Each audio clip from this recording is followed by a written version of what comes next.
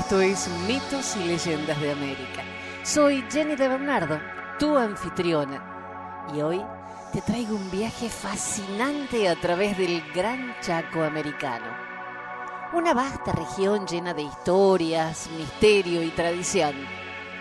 En este episodio exploraremos la recopilación de historias, leyendas y poemas del Gran Chaco americano. Desde la mágica presencia de Coquena, el protector de los animales y de la naturaleza, hasta la leyenda del algodón y el enigmático Irupé. Estas historias nos conectan con la esencia misma de los pueblos indígenas de esta rica región.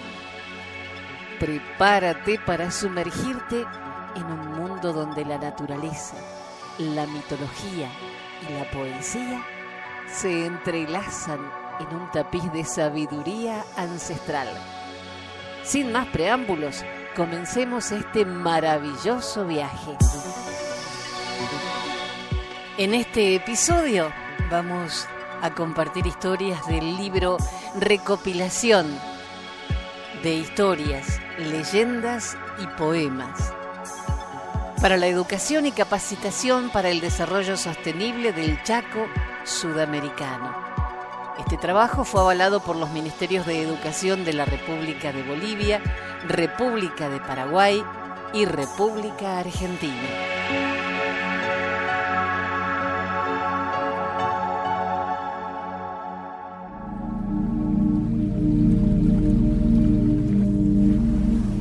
Comenzamos nuestro recorrido de hoy con Kaá, la leyenda de la yerba mate.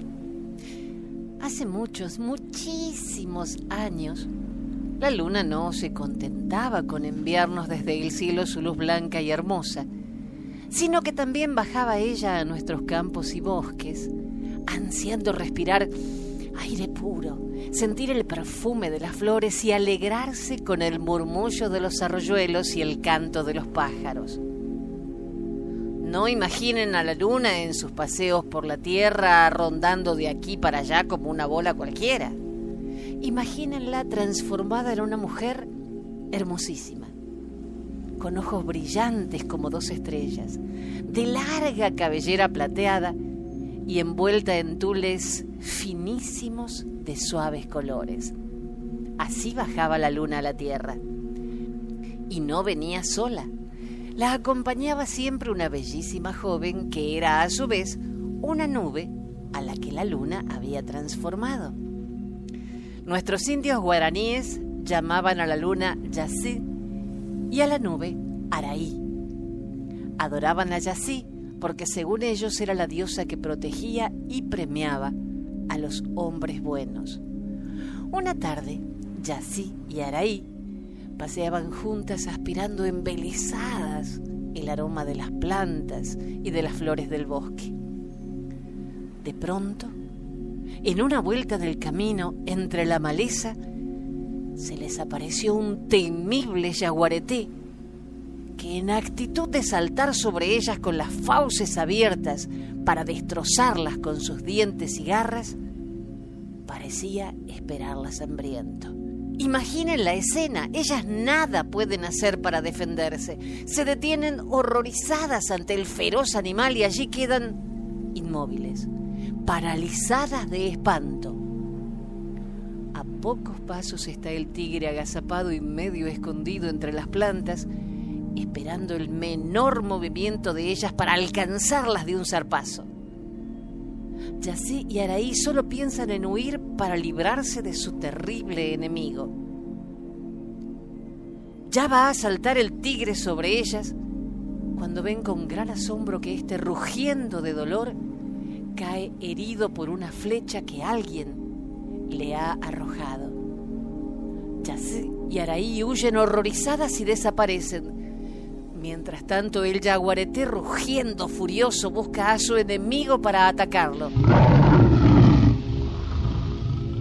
¿Y qué ve?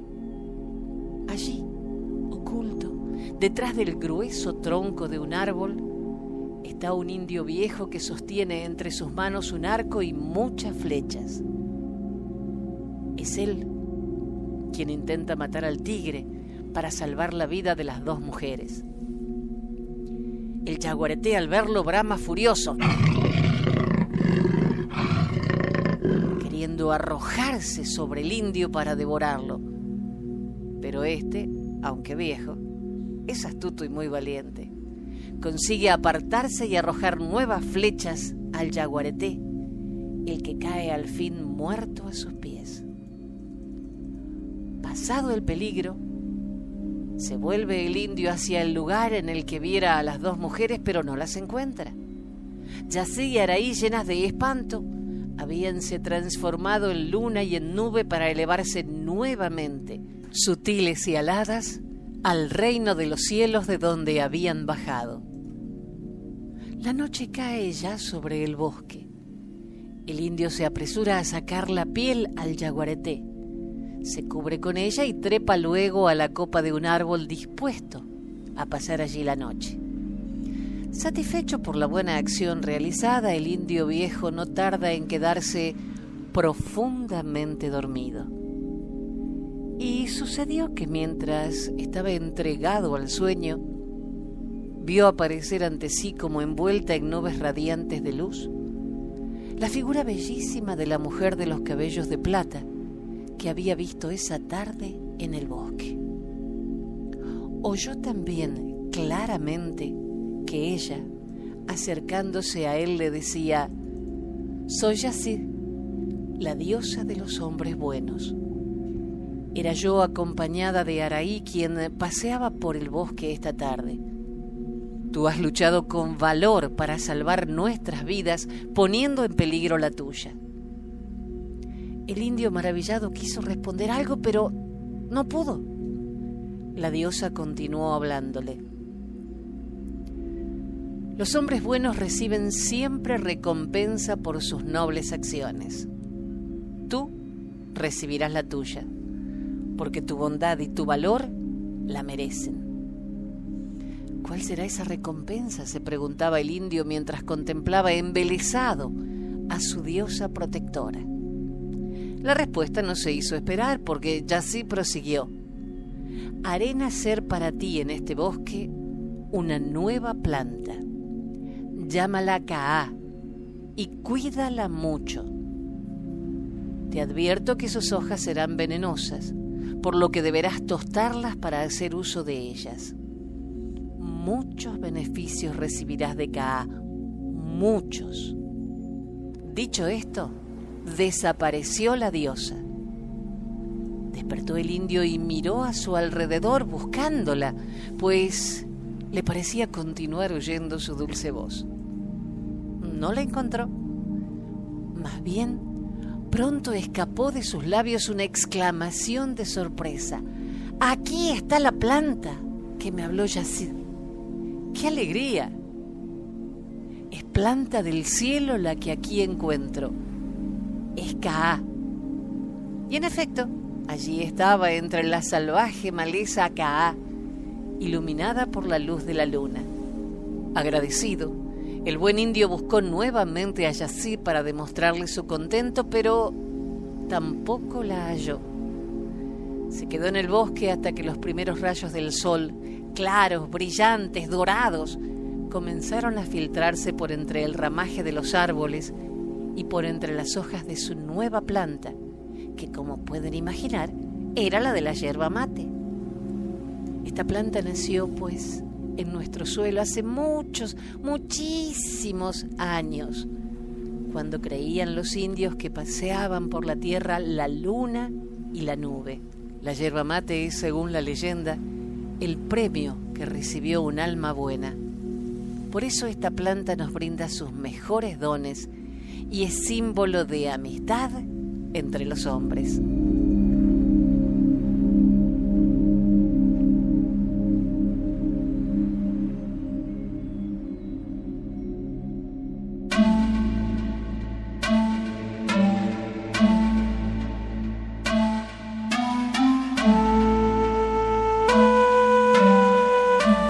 Los indígenas que habitaban la región de Salta y Jujuy creían en la existencia de Coquena, el pequeño dios que protegía a los guanacos, llamas, vicuñas y cabras.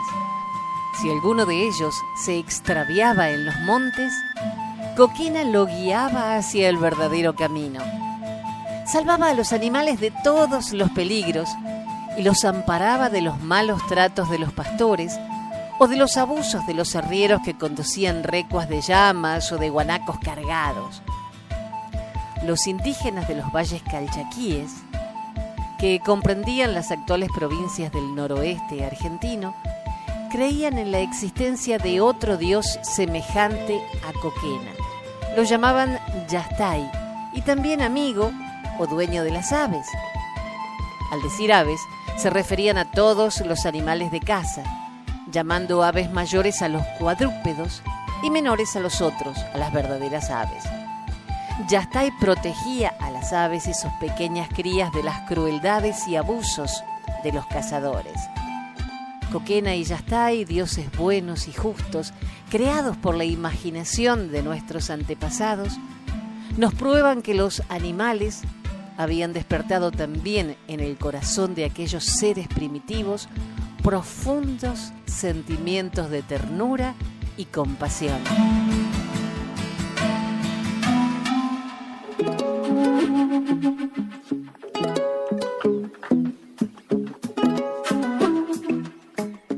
Coquena, el dios de los pastores, es una leyenda salteña. Coquena, dice una linda leyenda de los valles del norte, era un dios bondadoso que amparaba el ganado que pasía en los cerros. Gracias a él, andaban tranquilos por valles y sierras los guanacos, las vicuñas, llamas y cabras. Coquena no permitía que nadie maltratase a los animales. Por esa razón, él premiaba siempre a los buenos pastores. Cierta vez fue visto en la falda de un cerro guiando unas cabritas que, sin duda, se habían extraviado. Dicen que era enanito de tez muy morena, de rostro simpático y de mirada dulce y profunda. Vestía una larga casaca de lana de vicuña y cubría su cabeza con un gran sombrero. En vez de zapatos usaba hojotas. Dicen también que aquel día en que los pastores lo vieron bajando con unas cabritas la cuesta del monte, iba apoyado en un grueso bastón y silbaba contento. Era la hora en que el sol, próximo ya a desaparecer detrás de los cerros vecinos, tendía sus últimos rayos sobre las faldas verdes y floridas. Nunca más volvieron a verlo los pastores. Oían sí algunas veces su alegre silbido mientras llevaban a pacer sus ganados. Un día, un pastorcillo había llevado sus cabras al cerro. Subió más y más por la pendiente escabrosa, siguiendo de cerca el rebaño. Y en la cima misma del monte lo sorprendieron las primeras sombras del anochecer. De pronto se levantó un fuerte viento.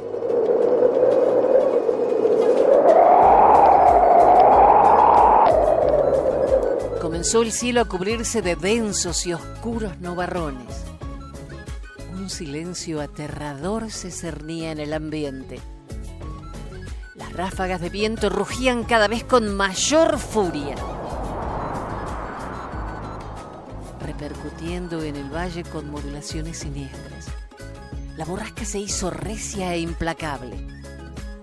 Alarmado y temeroso, el pastorcillo quiso reunir sus cabras y bajar al valle, pero tan rápidamente como quiso huir, una niebla espesa cubrió el cerro y el pobrecito ya no pudo ver nada.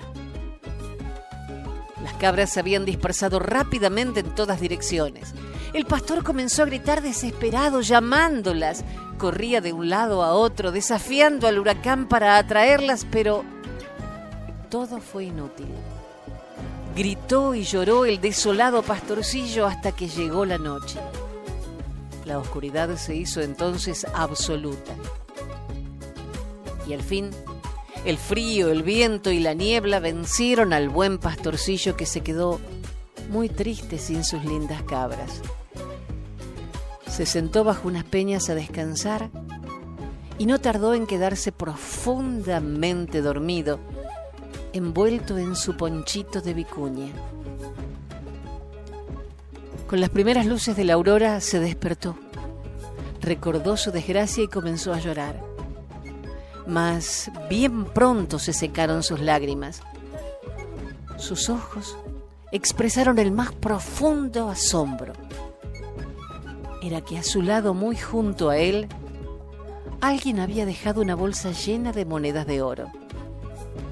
Maravillado, el pastorcillo, rebosante de alegría, las contó varias veces, haciéndolas sonar entre sus dedos. ¿Quién me dejó este tesoro mientras yo dormía? ¿Quién habrá querido consolarme por las cabras que perdí?, se preguntaba.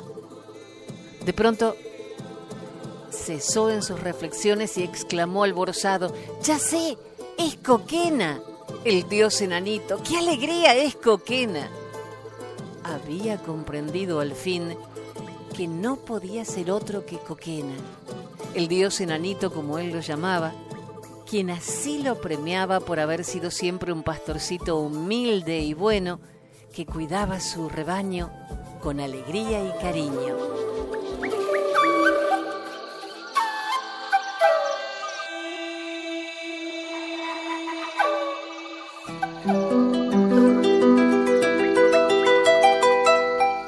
El venteveo es una leyenda guaraní. Cuando Akitá y Mondorí se casaron, ocuparon una cabaña construida con varios horcones clavados en la tierra y cubiertos con ramas y con hojas de palmera. La nueva Ogamí estaba en plena selva misionera. Cerca, el gran Paraná pasaba impetuoso, formando pequeños saltos en las piedras que encontraba al paso. Al morir la madre de Akitá, su padre, que quedara solo, les pidió albergue en su cabaña y, como buenos hijos, recibieron con cariño al pobre Tuyá, a quien la edad y las enfermedades habían restado energía y capacidad para trabajar. A pesar de ello, trataba de no ser una carga para sus hijos, a los que ayudaba en todo lo que era posible. Para entonces ya había nacido Sagua A, que al presente contaba 8 años. Una de las tareas del abuelo, y que por cierto cumplía con sumo agrado, era atender al pequeño mientras sus padres, por su trabajo, se veían obligados a alejarse de la cabaña. Grandes compañeros eran el abuelo y el nieto, jugando a que él le enseñaba a manejar el arco y la flecha, y nada había que distrajera más al niño que ir con él a pescar a la costa del río. Cuando sus padres volvían, su mayor orgullo era mostrarles el surubí, el pirayú, el pacú o el patí que habían conseguido y que muchas veces ya se estaba asando en un asador de madera dura. Otras veces era una vasija repleta de miel de lechiguana que lograran en el bosque, no sin grandes esfuerzos. Para el pobre Tuyá no había más deseos que los de su nieto, y aunque a costa de grandes sacrificios, muchas veces su mayor felicidad era complacerlo. Valido de tanta condescendencia, el niño era un pequeño tirano que no admitía peros ni réplicas a sus exigencias. Solo en presencia de sus padres, que, compadecidos de la capacidad del abuelo, restringían sus pretensiones, Sagua A se deprimía. A medida que el tiempo transcurría, las fuerzas fueron abandonando al pobre viejo, que ya no podía llegar hasta la orilla acompañando a pescar a su nieto, ni hasta el bosque a recoger dulces frutos o miel silvestre. Pasaba la mayor parte de su tiempo sentado junto a la cabaña, haciendo algún trabajo que su poca vista le permitía, tejiendo cestos de fibras vegetales o puliendo madera dura que transformaba en flechas o en anzuelos para su nieto. Sagua A correteaba sin cesar, alejándose de la Ogamí con cualquier pretexto y dejando solo y librado a sus pocas fuerzas al abuelo, que nada decía por no contrariar al niño ni privarlo de sus diversiones.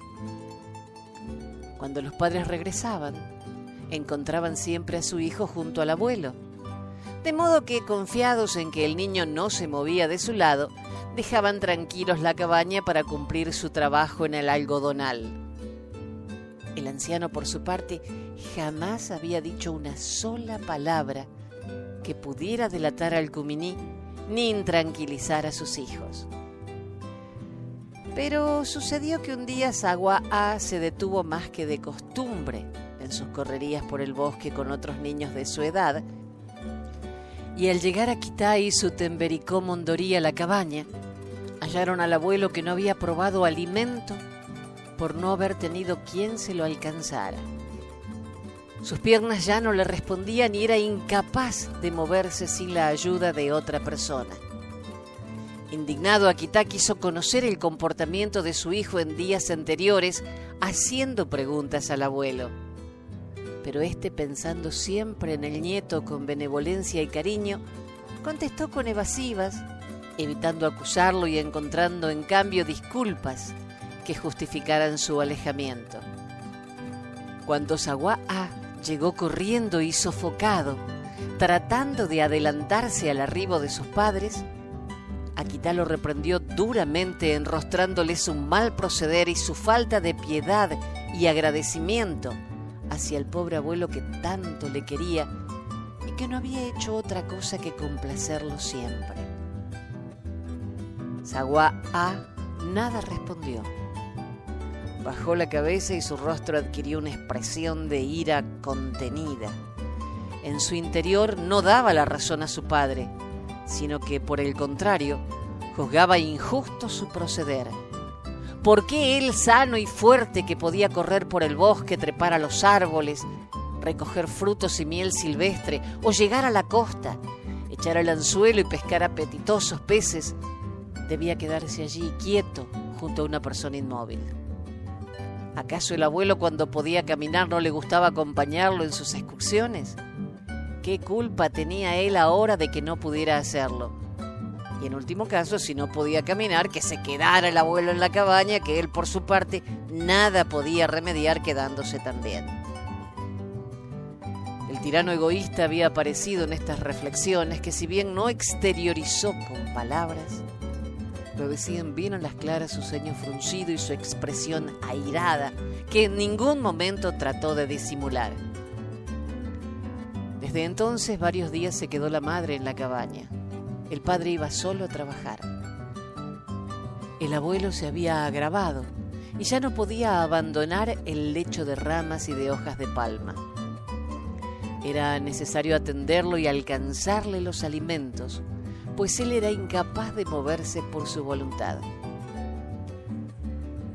Ese día, muy temprano, cuando las estrellas aún brillaban en el cielo, Akita salió a trabajar. Su Tembericó iría algo más tarde, pues era imprescindible su ayuda ese día. Sagua quedaría cuidando al abuelo. Cuando despuntaba la aurora, Mondorí consideró que era hora de salir. Antes de hacerlo, despertó a su hijo, que dormía profundamente. El niño despertó de mala gana, refregándose los ojos con el dorso de sus manos.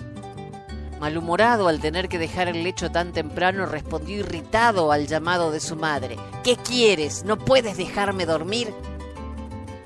No seas egoísta, Sagua.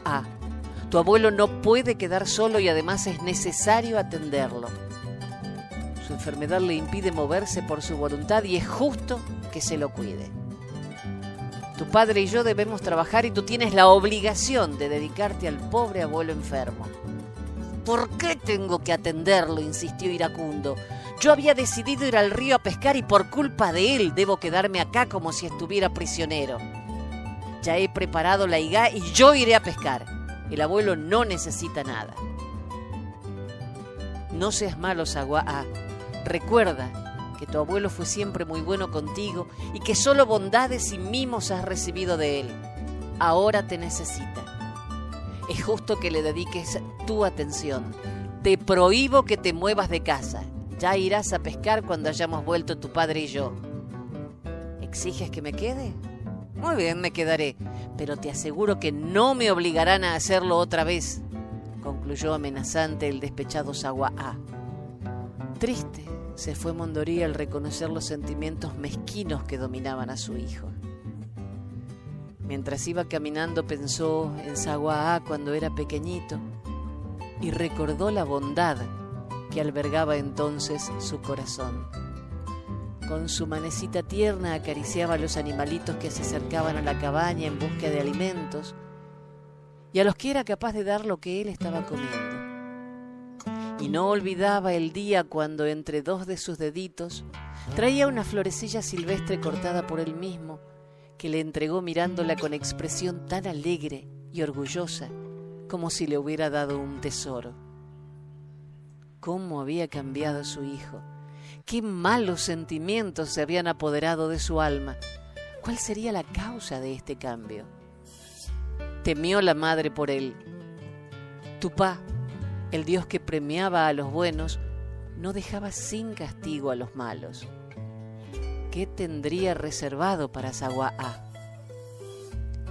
Dominada por tan tristes pensamientos, hizo el camino hasta la plantación de algodón, donde su marido ya estaba trabajando desde tan temprano, y lamentó que la inminencia de la recolección no le hubiera permitido quedarse junto al abuelo enfermo. No tenía confianza en que Sagua-a le prestara la atención necesaria. Mientras tanto, allá en la cabaña de la selva misionera, su triste presentimiento se cumplía. Sagua-a obedeció a su madre. No se movió de la casa, pero se dedicó a arreglar sus útiles de pesca y a preparar los elementos que utilizaría al día siguiente, cuando pudiera ir al río como él deseaba. Del pobre abuelo ni se acordó siquiera. En cierto momento, oyó que lo llamaba con voz débil y entrecortada. Sagua-a, Sagua-a. Malhumorado el niño al verse molestado e interrumpido en su ocupación, de mala gana respondió: ¿Qué quieres? Ya voy. Pero ni se movió. El anciano, mientras tanto, se debatía en su lecho con un desasosiego que crecía por momentos. Sagua-a oyó que lo volvía a llamar. Ven, Sagua-a, ven, por favor. Acudió por fin el niño de mala gana. Cuando estuvo junto al Inimbé donde yacía el enfermo, airado volvió a preguntar: ¿Qué quieres? Alcánzame un poco de agua. Tengo sed. Mi vida se apaga. ¿Tu vida se apaga? ¿Se apaga como un cachimbo? Y continuó riendo divertido por la gracia que le habían hecho sus propias palabras. Sí, mi vida se apaga como un pitohue. Alcánzame un poco de agua. Hazme ese favor. Pero el desalmado solo pensaba en reír y repetía sin cesar: pitohue, pitohue. El anciano, mientras tanto, llegados sus últimos momentos, con los labios resecos, vencido por una sed abrasadora, expiró. Al mismo tiempo, el niño, que asistía impasible a la escena, continuaba repitiendo las palabras que le habían hecho tanta gracia. Pitohue, pitohue. Nada le hizo pensar en la transformación que se producía en esos momentos en él. Su cuerpo se achicaba más y más, cubriéndose de plumas de color pardo. Su cabeza, ya pequeñita, se alargaba y su boca se transformaba en un pico con el que hallaba cierta dificultad para seguir gritando: pitohue, pitohue. Momentos después, en la cabaña, sobre su lecho de palma, yacía exánime el anciano, mientras en un rincón junto a la ventana, un pájaro de lomo pardo y pecho amarillo, que tenía una mancha blanca en la cabeza, no cesaba de repetir: pitohue, pitohue. Era Sagua-a, que, castigado por su egoísmo y su mal proceder, fue transformado en ave por uno de los genios buenos que enviaba Tupá a la tierra. Ellos eran los encargados de premiar a los buenos y dar a los malos su merecido. Cuando Akitá y Mondoví volvieron, encontraron al anciano muerto en su inimbé. En el momento de entrar, un pájaro de plumaje pardo y amarillo voló pesadamente, saliendo de la habitación por la abertura de la puerta. Una vez en el exterior, parado en una rama del jacarandá que crecía junto a la cabaña, no dejaba de gritar con tono lastimero. Este, decían los guaraníes, ha sido el origen de nuestro venteveo, al que ellos llaman pitohué, imitando su grito, en el que creían ver reproducidas las palabras que causaran tanta gracia al pequeño egoísta cuando las oyó de los labios del abuelo moribundo.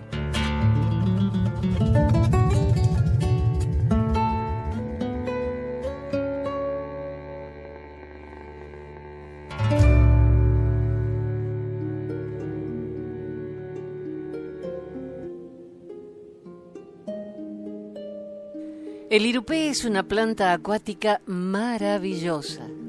No hay en el mundo otra tan magnífica ni de más raras cualidades. Es originaria de América del Sur, existiendo únicamente en los ríos más importantes. Crece en las aguas del Paraná, pero solo en su parte norte, porque allí encuentra el clima cálido que necesita para vivir. Los indios guaraníes la llamaron irupé, plato sobre el agua, porque sus hojas circulares, que presentan un pequeño reborde vertical, se asemejan a grandes fuentes o bandejas. Estas hojas tienen gruesas nervaduras huecas que las hacen flotar en el agua, ofreciendo tal resistencia que aves como las garzas pueden posarse sobre ellas. Las flores del irupé son hermosísimas.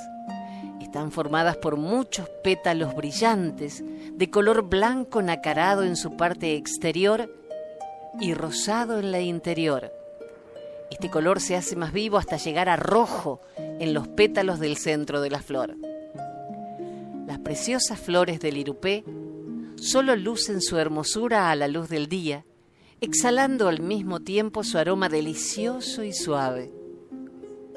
A la hora del crepúsculo, pliegan sus pétalos y lentamente desaparecen bajo el agua, como si quisieran reposar durante la noche. Al despuntar el alba surgen nuevamente perfumadas y bellas. El fruto del irupé, del tamaño de un coco, está recubierto de semillas negras como granitos de pimienta. Estas semillas, según se asegura, ofrecen cierto alimento. Por eso la planta ha recibido también el nombre de maíz del agua. Victoria regia la llaman muchos, y bien podríamos proclamarla reina de nuestras plantas, ya que la naturaleza la hizo generosa cual ninguna, para que nos ofreciera el esplendor de su belleza, la bondad de su fruto y el delicado aroma que sus pétalos esparcen sobre las ondas del hermoso río Paraná.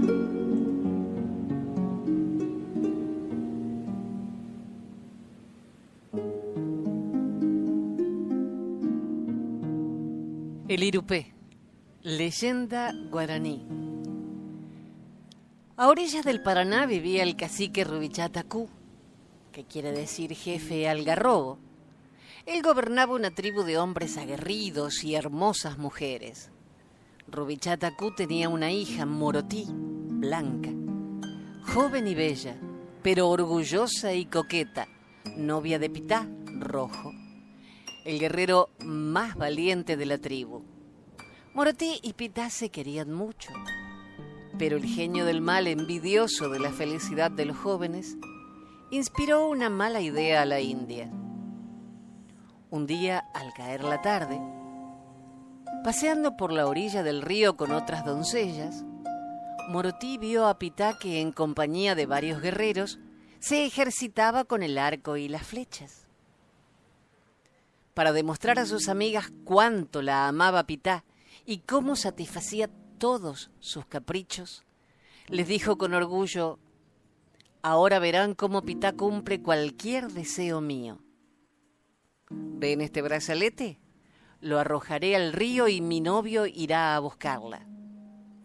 Una de sus amigas la interrumpió: no hagas eso, Morotí, es muy peligroso y Pitá podría ahogarse. A lo que respondió Morotí: no seas tonta. Pitá es el mejor nadador y el más valiente de la tribu. Irá a buscar mi brazalete al fondo del río. Inmediatamente sacó el brazalete y llamando a Pitá ordenó: Pitá, he arrojado mi brazalete al Paraná y lo quiero, ve a buscarlo. Pitá, que quería mucho a su novia y la complacía siempre, se arrojó al agua seguro de volver, satisfaciendo así una vez más a su hermosa Morotí. Pero sucedió que los que quedaron en la orilla esperando ansiosos la vuelta de Pitá empezaron a impacientarse, pues éste no volvía. ¿Qué podría haberle sucedido?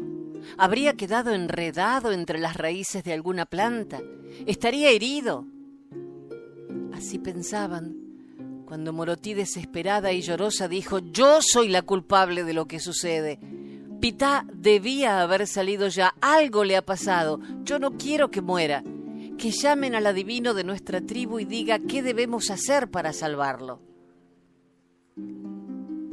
Varios guerreros salieron inmediatamente a buscar a Pekkoe, el hechicero, y al rato volvieron con él. Todos hicieron silencio mientras Pekkoe, mirando las profundas aguas del río, dijo con voz misteriosa: ya lo veo, es él, Pitá.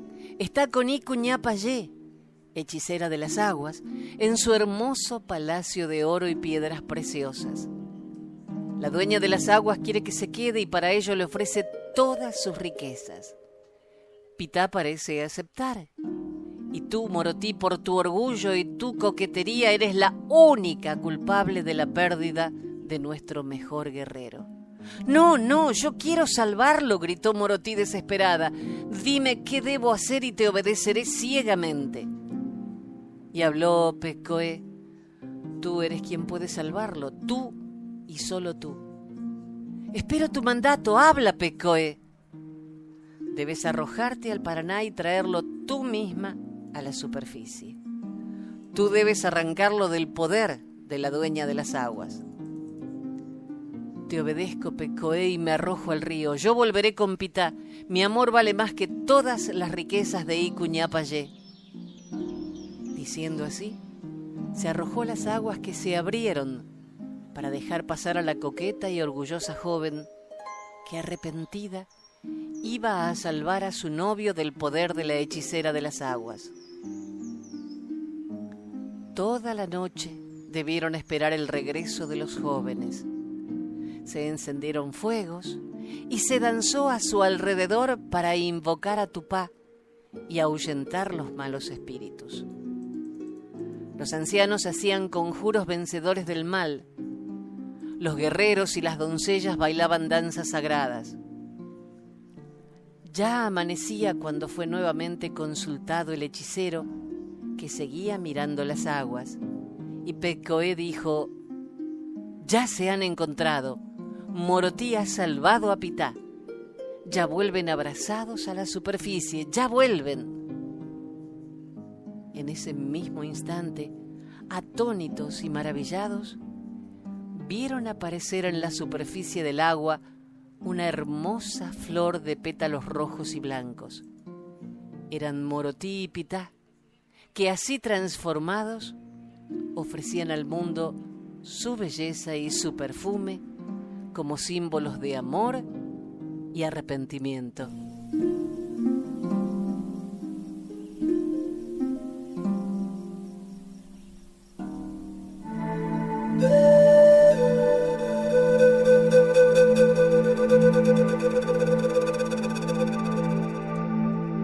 Y así concluimos nuestro viaje a través de las historias y leyendas del Gran Chaco americano. Espero que hayas disfrutado de este recorrido tanto como yo. Cada leyenda, cada poema es una ventana a la rica tradición y el profundo respeto por la naturaleza de los pueblos del Chaco.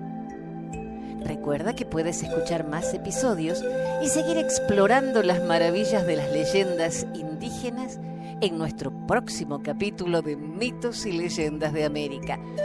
No olvides suscribirte y seguirnos en las redes sociales para estar al tanto de todas nuestras novedades.